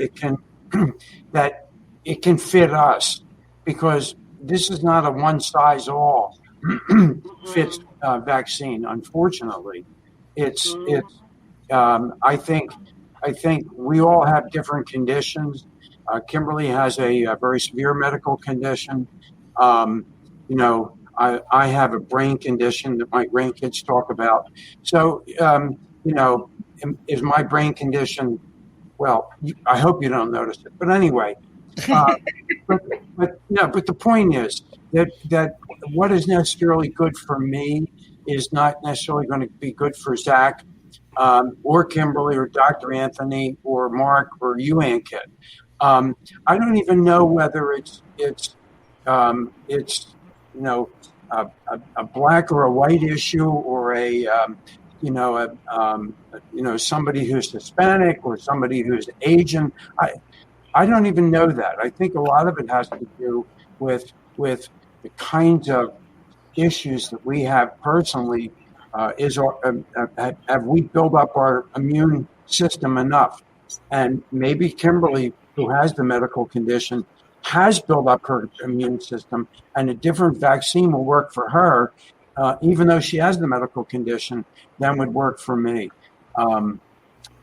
It's hard to tell. I will say the one thing that I have read numerous times, because I lost a grandmother and a great uncle in 1918. They both died in 1918 from the Spanish flu. One thing that they did, and it was very religiously adhered to then in the United States, of course, the population was only a little over 80 million versus 330 million. But everybody wore masks and everybody socially distanced. And as some of the doctors have said, if we do that, we should be okay. I just don't know how you get the principal offenders are the young people, and I'm talking about people in the late teens to mid 30s. I don't know how we get them to pay attention.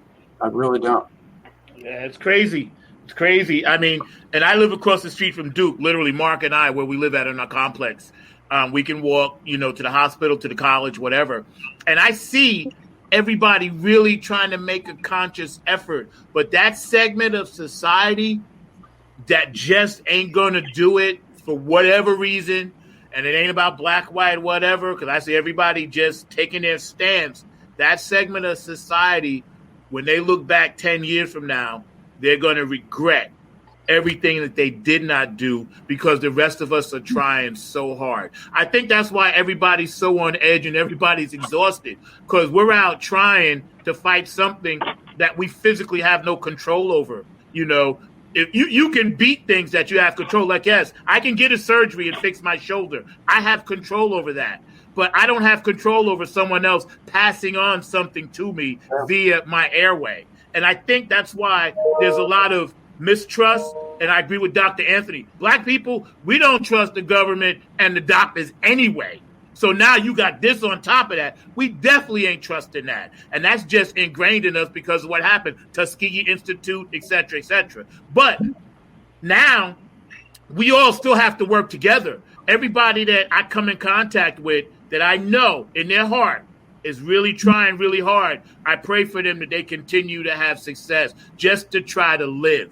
And then I'm not even going to get into the thing with the schools and the kids because that's a whole can of worms, whole nother show. Because, again, we got kids out here, and like Lin said, how do we get the message to an 18, 19-year-old, 20-year-old kid whose hormones are raging and they're going to go to these parties? How do you do it? How do you do it? What's the steps? Well, the thing too, Zach and Lin, it is a black, white, Hispanic, Asian issue. For the simple reason is we already know that the virus attacks, black people at a higher rate, and it attacks them differently than it does, other people. And so where it comes in, you have volunteers in other races and in other cultures who are willing to take the vaccine, but black people are not willing to take the vaccine and become test dummies. So therefore, it will affect us differently. For example, lisinopril, which is a high blood pressure medicine. So the medicine was tested primarily on, like white people. So when it was prescribed to black people were having, all these major effects with it, all these side effects and things like that. For the simple reason is they never really had black people to test the virus on. So I feel like, we're going to be in that situation because, right, I'm telling you, black people just don't trust, going into, like a lab or going anywhere, to take any type of vaccine or anything like that. So it will become a black-white issue when it comes down to, the vaccine. And you're right, it's not a one-size-fits-all, but at the same time, we still need people to go and test and, kind of be that test dummy to see how it affects, people of different races and different cultures. But right now, as it stands, I know for a fact the only one black person that I know was on the East Coast, and she decided to, test. But other than that, you just really don't have black people just jumping out there saying that, I want to test for the vaccine, all because of, what has been done to blacks in the past when it came to, medical experiments. And, it's even harder to get black people to go into the doctor's office, especially black males. So, I mean, we're still going to be at a disadvantage when it comes to the vaccine. Yeah, you're absolutely right. And that's a good point. And I'm glad you made that because in that terms of it, you're absolutely right. But you know what's funny? And this is true. I wanted to say this to the panel. My second day in the hospital, I asked the doctors, I was like, so where can I go and offer my antibodies so they can test it so to see if I can help other people? And he said, there's no set national thing. He said, well, maybe you could go to the blood bank or maybe you can go here, you can go there. So like you said, Dr. Anthony, in addition to what you said, which is correct, they're not reaching out to the hood or to places that I live, to where Mark lives, to even get minorities to come take this. Because I specifically asked the doctor, and she didn't know. She said, I don't know. You're going to have to research and find out where you could actually go if you want to try to be part of the solution. So that's my goal this week is like, okay, take my antibodies, because I know I had this crap back in December. Right? Never had the flu, but I was sick as a dog for 10 days. Right? So I just want to give whatever I got because I think I'm not immune to it, but I think I have a built up immunity to it because I drove so much Uber with all these people that was sick before. But when I asked the doctor, I figured this is medical news. I'm like, okay, the doc should know. The doctor didn't know. She said, I don't know where to tell you to go. She said, try the Red Cross or the blood bank. I said, now, in my mind, I was like, what good is that going to do? I'm not giving blood. I just want to give you my plasma so you can check it out. So I just thought, I don't think everybody is still on the same page. And that's slowing progress too. But I agree with you, Tiwanna. I would definitely agree with both of y'all. You're right about that. You are so right. And, definitely, I would agree with y'all on what y'all are saying. That's very true. And the other thing that just recently happened, like in the last few weeks and everything, and they are trying to push for certain populations to be tested and everything. But let's not forget that we had a major superstar that just recently died of colon cancer. So they're also trying to get us in the African American and the Latin American communities to get tested for colon cancer also, because that is something that does hit our community and we have not been getting as tested as we should. And this is something that is a common problem for folks of a certain age range as well. So definitely we've got to think of that as well, because like I said, Chadwick Bosewick just recently died of that disease at a relatively early age for that disease. So definitely I had a doctor from UCLA that talked about the need for us all to get tested on certain things, whether that's colon cancer, whether that's prostate cancer, whether that's for the ladies, breast cancer, and things of that nature. So we do need to think about it in that regard as well. One of the things I'd love to hear from the panel, I'd love to hear their thoughts about it, is I am hearing some people that are concerned about, and I was glad that Zach mentioned the election, and the election will be coming our way on November 5th and everything. But some people are wondering about the quote unquote October surprise, which means something will come about either this month, next month, or in November that will erase the lead that is currently enjoyed by Biden. So I was just wondering if you were able to think about that. And then I want to get to Lin as well. I saw that Lin had his hand up and wanted to ask or make a statement. But I was wondering what folks thought of the possibility of an October surprise in our American political scene. And I think that later on this afternoon, we will have our first show with Bill Tresvant talking about American politics. So I think that is done this week. Is that correct, Ankit? Yes, so that'll be this evening at 7 o'clock. 7 o'clock. So they will have some more conversations around politics at that time. But I just wanted to know from our panel what folks think. I know, and I'm going to leave. I know y'all see me looking around. I'm sitting in a parking lot so y'all can see. I just don't want to seem suspicious because, you know, I'm in Texas or whatever, and I'm in a small town, and, you know, black people are not afforded the same, you know, as, you know, other people. So I don't want to seem like I'm, you know, suspicious or anything like that. So I'm going to say my piece, and I'm going to go, and I'm going to get back on the highway. I think people have already made up their minds as to who they're going to vote for. So regardless of what, you know, comes out in October, I think is already set in stone who people are going to vote for. I know I'm a diehard Democrat, so I don't care who's running. I'm voting Democratic all the way down the ticket. So, you know, I don't think that, you know, whatever they throw out, the whammy or whatever rabbit they pull out the hat is going to change people's minds. I think people are already set in stone who they're going to vote for. And I'll talk to you guys later. So it was a great show, and I love seeing all you guys. Thank you so much for having me again.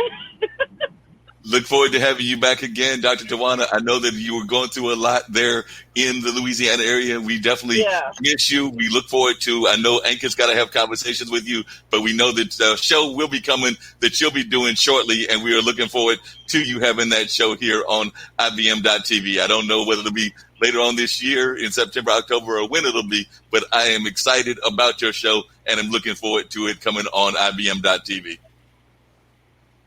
Thank you so much. Thank you so much. And I'll try to join again on Sunday so I get to see your lovely faces again and hear your commentary. And it's always a pleasure. Well, just to let you know real quick, the next time that you see me, and you will be glad to know this as well, the next time y'all see me, I'm actually going to go to the barber tomorrow. I know I've been telling Bill Tresvant and everything. So we're going to see the barber. The full beard is disappearing. So I'm going to the barber at 10:30 tomorrow morning. So just so I will look a little bit more clean cut. I'm still going to have a beard, but it won't be as crazy full. You need to turn it purple. All right. I'll talk to you guys later, okay? Have a safe trip, and we'll see you soon. Love you, girl. Take care. Be safe. Bye. Love you too. Bye-bye. Bye. Thanks. Breaks my heart she's having to be in a car like that. I know, Zach, you do it all the time in Uber, but, you know, it's difficult to be in a car all the time. And, yeah, it is. You know, I wish her well. You know, it sounds like she's been through a lot already. But to answer your question, Mark, this is how I'm going to answer it. No, absolutely not. Biden is not in the lead. He is not. Trump is in the lead, people. You got to get off your tail end if you want to change that. I want to see every person out there who wants Biden in the office vote. And if you don't vote and he loses, it's your fault. That's right. Period. That's it. That's Amen. my statement. Amen. I was gonna piggyback on what Kim said, because I was like, I don't believe stuff. I don't think no leaders say I got to do this thing like I'm losing. Just like Kim said, we got to do it like we're losing. So that's the only thing. I mean, damn, what else can we say that hasn't happened? We ran out of subjects to talk about because of all this craziness. 2020 has been the most upside down, insane thing I've ever seen, and I'm gonna leave it at that. But I'm with Kim on that. Ankit, what do you got to say about it? Well, I want to get to Ankit, but Lynn's been having his hand up. Zach's giving me a hard time for not recognizing him. So I want to know what Lynn's got to say, but I do want to come back to Ankit. You did, but, if we're going to talk about the dollar store, we ought to do it now because I have a hard stop at 2:00. Oh, okay. Let's do that. Let's share with the world a few things. So anyway, our family owns a dollar store. The link on the internet is family.dollarstore.com. It's an online dollar store, but you don't even need to know that. Just go to IBM TV, click on the big round green button, and it'll take you right to the store. We are here to support Money Masters PBS, which owns IBM TV. We love the mission, which is to reduce the gap between poverty and financial sustainability by providing financial education, which IBM TV does really well, and by hopefully it results in financial sustainability and financial fitness. So we have over 4,300 items. Sorry about my phone going off. I think I'm going to throw it against the wall and it'll finally stop. But anyway, we have over 4,300 items. Mark is ultimately going to memorize all of them, but we'll worry about that later. They're great items. They're all quality items. We just sell them for less, a lot less than you're going to pay in many cases over the counter at other stores. We deliver right to your home. So if you go out and people aren't wearing their masks like they should be, you don't have to go out because we can deliver to your home. Through the end of the month, we're donating 100% of our profit to Money Masters, 50% thereafter, and we have a gift card program. It's called Gift Tokens. You're going to get $5 for signing up to become a customer of the store even before you shop. And you don't have to shop; you can just sit there with them. But why sign up unless you're going to shop? And when you do sign up, if you sign up before the end of this month, we're going to give you an extra $5. So we encourage you to shop because, look, there are quality items. They're less expensive. And you're doing 2 of the 5 things related to financial fitness. You're saving money. And when you're saving money by shopping at family.dollarstore.com, you're also paying forward, which is the 5th aspect. You're paying forward by helping Money Masters PBS with a mission. So I tried to do it quickly. We have great items. The only one I'm going to show today is join the Minion Napkin Club because we all want to be part of a club, part of a group. Kimberly was the one that started it. Oh, look, she has her hat on today. Okay, we like that. Anyway, we have masks. We have the mask. My thing's see-through. Oh, look at it. Look at it. Ooh. Way cool. Oh, it's not. Oh, this is cool. Who did that for you? That is cool. Yeah. So we're talking about people who go into stores without masks. Maybe they can't afford them. But here on the online dollar store, we have 50 masks. And ultimately, if you use all $10 worth of your gift tokens, they cost you $15. They're shipped directly to your home for free, and you have them at 30 cents a mask. If you do what some of the doctors have talked about on the show, if your car is out in the sun, take your mask, put it on the dashboard, and the sun will bake out the COVID virus that's in it, so you can reuse them periodically. Don't do like the gentleman who is quite a bit older than I am, who was doing in the food store. When my wife looked at him, he pulled his mask out of his pocket, and then every time she looked at him, he started to put it on, and he just carried it around. doesn't do anybody any good. So we're I know, right? No. What a waste. I mean, come on, people. Yeah, just wear a mask. Like Dr. Arthur said, and like Sasha said on one of our past shows, it's just very simple. Wear the mask. It doesn't take rocket science to figure it out. Wear a mask. Keep socially distanced. Wash your hands. Do the basic necessities that folks are asking. And we've been making this very much of a North American kind of show, but it's a global network. So I need to know what's happening in India, what's happening in your world. So we are a global community. Right now we have to wash our hands. Wear the mask and go out to vote. And before you go out to vote, watch this episode by Bill President.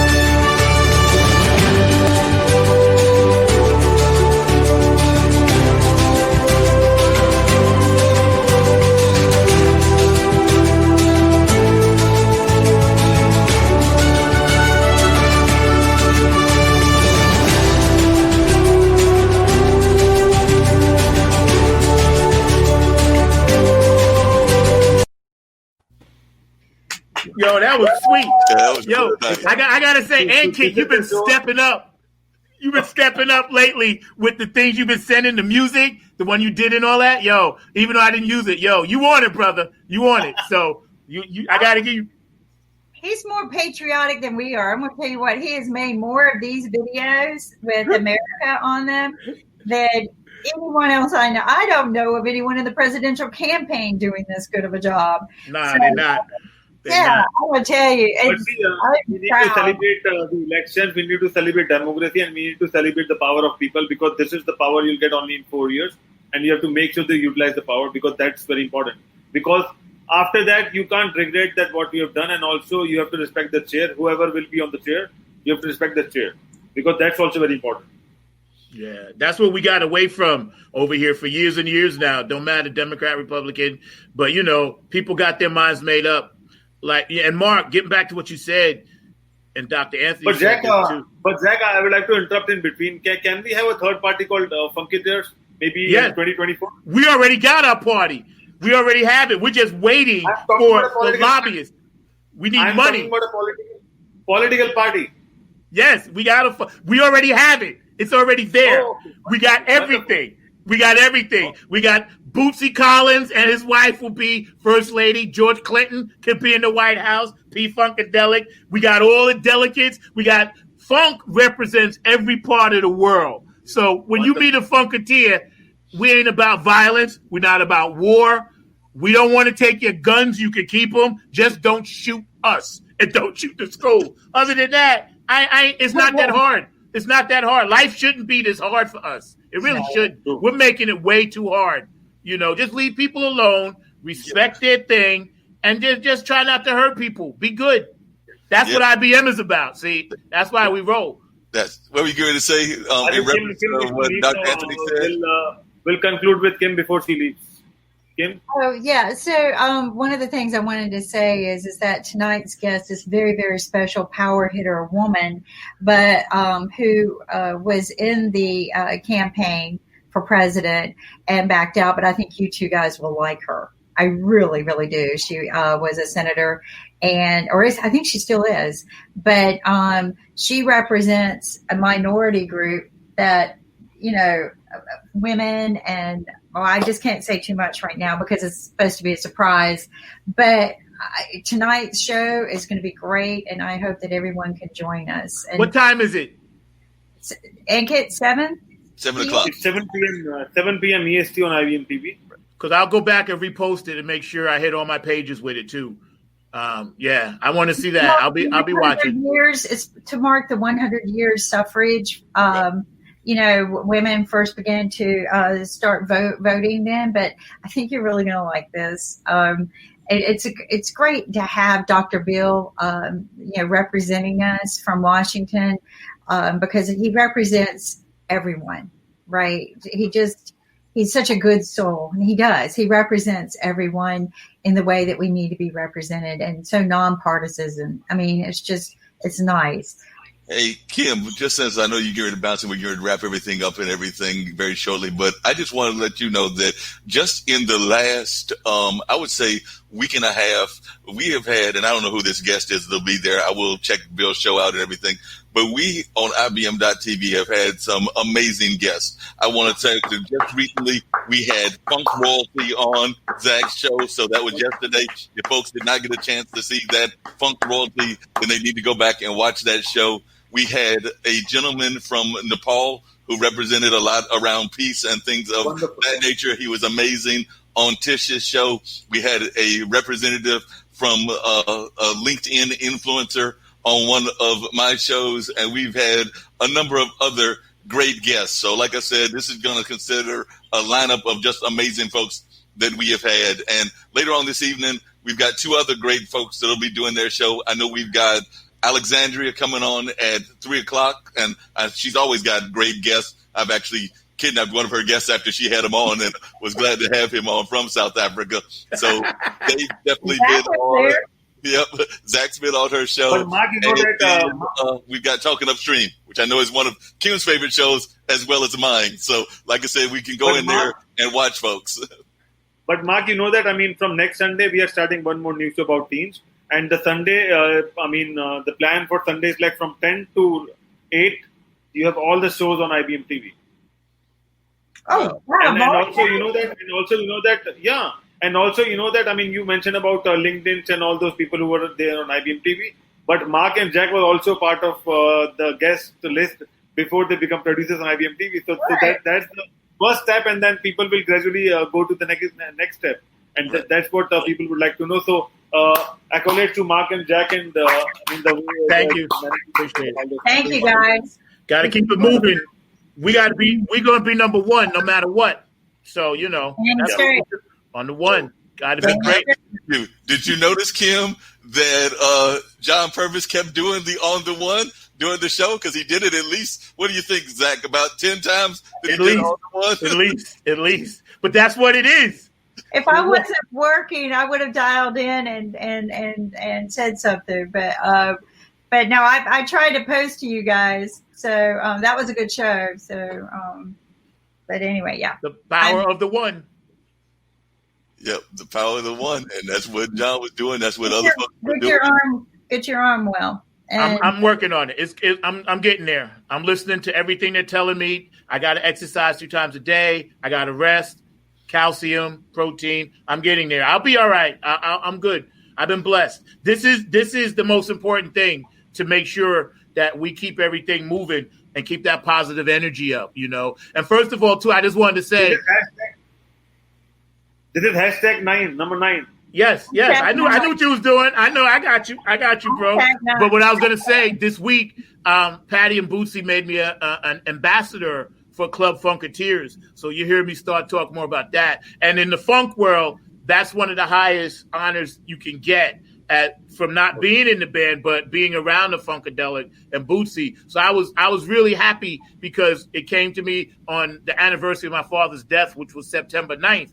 And she called me and said, hey, we want you to be an ambassador for this funk thing and all of that. And a lot of that has to do with the platform that IBM has given me to do. So I appreciate that. It kind of all comes together full circle, but you'll see me being more active when it comes to Bootsy Collins and Patty and their stuff now that I'm an ambassador, because I was just doing that anyway because I love it. But now it's official. The funk community knows. So we're ready, Ankit. Don't worry. I'm not going to be president. I'm going to be Secretary of Creative Arts. That's my title. I love that title, Zach. That's a great of Creative Arts. Zach, there is one more important thing that we are working on IBM TV Awards. So make sure to nominate a lot of people so that we can award them as Funketeers for IBM TV 2020. Okay, let me know. Yeah, we'll work on that. So maybe from 2020 Funketeer Awards, maybe we can nominate someone, and then we can have that award ceremony somewhere, if it's possible, if the COVID is not there, so we'll try to work it out. But I start like nominating people. We have things I going would on like there. that because remember, and Kim and Mark, I didn't share this with. I shared this with Ankit because what I was trying to do too is think about the best of, and just put together segments of all the shows. But like it would be the best of Funk from the Front Seat, the best of Kimberly Calhoun, the best of Mark, and I'm gonna take all my shows and edit them down and just do snippets. Like, okay, we're laughing, we're joking, just kind of like to break up the monotony when the holidays come. Because once December comes, we're going to have to do something a little different to keep people engaged because of, the holidays, COVID, whatever. So I thought about it, and Kid said it was cool. So him and I are going to work on that as well. That's what we got on our side project. I love it. Wrapping up the year like that. And we did have a very profound day that just happened a couple of days ago.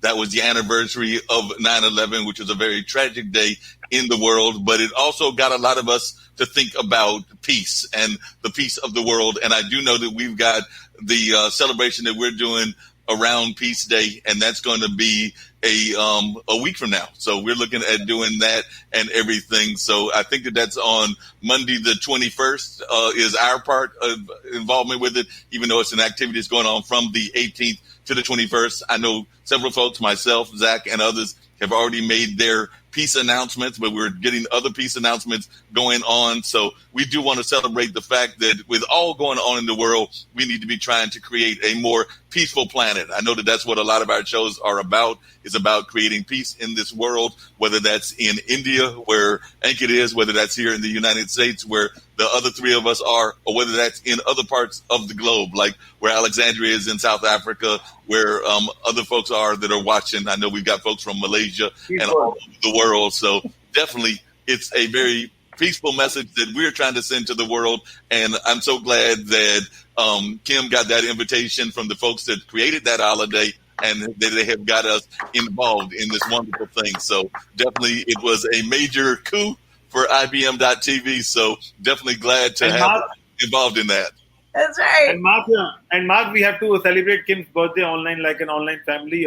It's coming soon, so we have to get ready for that as well.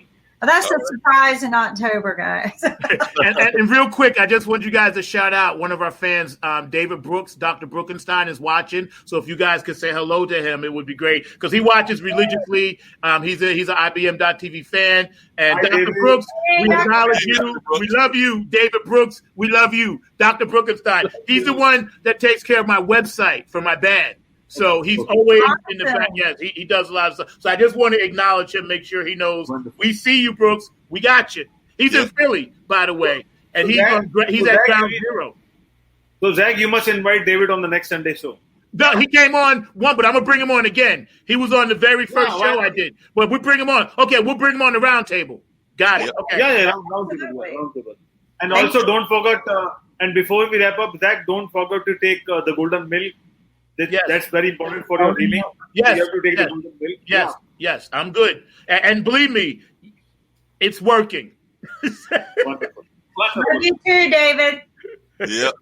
Got that message that he was receiving that love, loving that love, and all of that. And speaking of folks that we love and all of that, we all know that it's our real number one star. Folks can say that I do a great job. Folks can say that Zach does a great job. And we all have some amazing folks, Sasha and a number of others that do great jobs. But the real star of IBM.TV is Ankit's daughter. So like I said, she only appears for a few minutes, but she's the real star. So we're going to bring her up and she gives us that great advice on what to do. So Ankit, tell your daughter she's the real star of the network.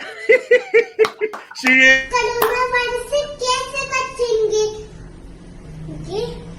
Hand होकर और ऐसे अपने खांसी जब आएगी तो ऐसे करेंगे अच्छू अच्छू और कोरोना वायरस को धन्यवाद हमारा म्यूजिक सुनने का. Yep. Like I said, the real star of everything. And now we're going to get that lovely plane that talks about what's going on here and everything. And that's going to wrap everything up. So it was a great show. Had a great time with all of y'all. And I look forward to seeing y'all on Monday. We've got some great guests coming up on Monday. We've got a woman at 2:00 on my show talking about grief and how to cope with grief. And then, as you know, Kim and Ankit, and I'll let Zach know right now as well, we've got the lady from StreamYard. So we love StreamYard, and she's going to be joining us on this coming Monday. So I've already heard from her. She's looking forward to joining that conversation, along with a gentleman that has written a book about President Trump. So we're going to be his first interview, because I found him on LinkedIn. He's written a book, and we're going to be the first interview ever of this particular book, and that'll be taking place along with the StreamYard lady on the 4:00 show. So a lot of coups are still going on, and we're still trying to find some amazing folks. But here's that plane, and we'll catch you later on this afternoon. I know me and Kim are going to be watching Alexandria. We can catch it, and we'll definitely be catching the Upstream show, because we love making comments on that.